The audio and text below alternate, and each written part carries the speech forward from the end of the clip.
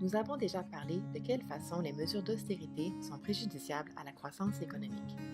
Aujourd'hui, voyons l'autre facette d'un budget fédéral vraiment équilibré. Pas les compressions, mais les recettes. Les impôts perçus des riches multinationales et investis dans les services publics pourraient se révéler avantageux pour tous les Canadiens et les Canadiennes. Les impôts des sociétés au Canada, toutefois, sont extrêmement faibles à l'heure actuelle. De fait, le taux d'imposition des sociétés au Canada est le plus bas de tous les pays du G8, y compris les États-Unis. Ce taux d'imposition est le résultat d'une baisse rapide au cours des 15 dernières années. Il est passé de 28 en 2000 à 15 aujourd'hui. Le faible taux d'imposition a des incidences sur les recettes de l'État, même lorsque les bénéfices sont élevés. Par exemple, les recettes du gouvernement fédéral provenant des impôts des sociétés en 2013 ont été de 17 inférieures à celles de 2008, même si les bénéfices des sociétés ont augmenté de 15 On estime que chaque baisse de 1 du taux d'imposition des sociétés équivaut à 2 milliards de dollars de recettes en impôts des sociétés perdues par année. Les politiques fiscales canadiennes avantagent aussi les sociétés d'autres manières. Par exemple, contrairement aux autres pays du G8, le Canada n'a pas de taxe sur les opérations financières. Une taxe sur les opérations financières s'applique aux opérations entre institutions financières pour produire des recettes. Elle ne s'applique pas aux activités financières normales des citoyens et des entreprises, comme les emprunts personnels, les paiements, les assurances et les dépôts bancaires. On estime qu'une taxe sur les opérations financières au faible taux de 0,5 produirait des recettes de 5 milliards de dollars par année.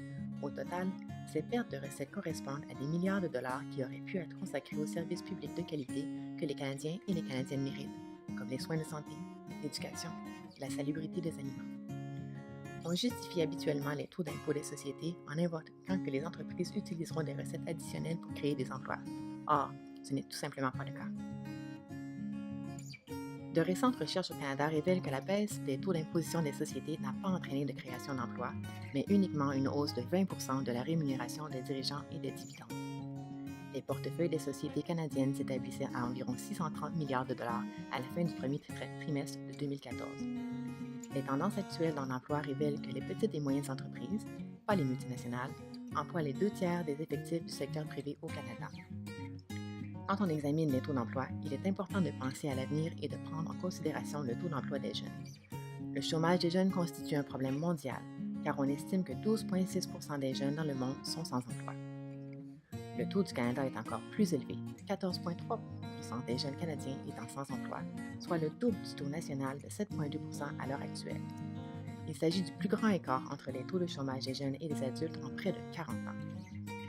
Ces taux sont tout simplement insupportables, compte tenu en particulier de la population vieillissante qui aura besoin des ressources pour les rentes et les soins de santé. Quelle est donc la solution? La conclusion naturelle serait de stimuler l'économie en augmentant légèrement les taux d'imposition des sociétés et d'utiliser les recettes pour investir dans les dépenses publiques. En prévision du sommet Le financement de la démocratie, nous avons fait appel à des conférenciers de renom du milieu des affaires, des syndicats et de l'administration publique qui viendront discuter ensemble de la manière dont nous pouvons mettre en œuvre des politiques progressistes, comme une réforme fiscale équitable, à l'avantage de tous les Canadiens et les Canadiennes.